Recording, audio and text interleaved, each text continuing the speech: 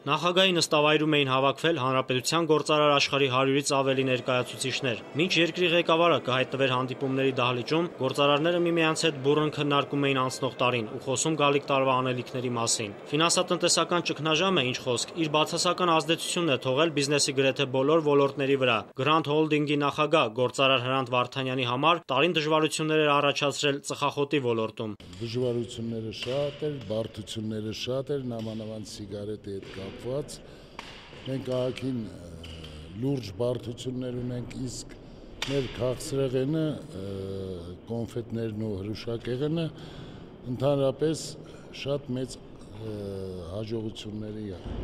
հասավ այս տարի։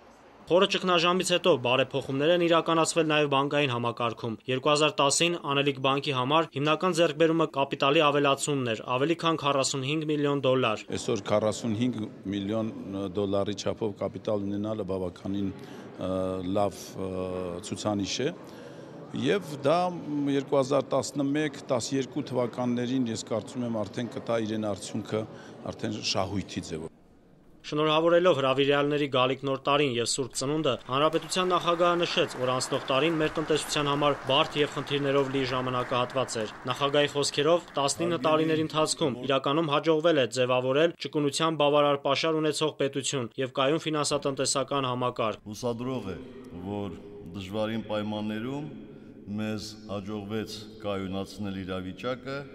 եւ ապահովել որոշակի տնտեսական աճ։ 2010 թվականը առանձնացավ համաշխարհային ֆինանսատնտեսական ճգնաժամի հետևանքները հաղթահարելուն ուղղված նպատակային աշխատանքով, իսկ գալիք տարին, ըստ երկրի ղեկավարի, լինելու է համառ աշխատանքի ու արագ վերականգնման տարի։ Հարգելի գործարարներ, ընդհանուր վտանգի պահին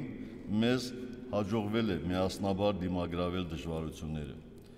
Կառավարության հետ սերտ համագործակցության աշխատավոճը առավել ակտիվությամբ շարունակելու ենք նաև 2011 թվականին։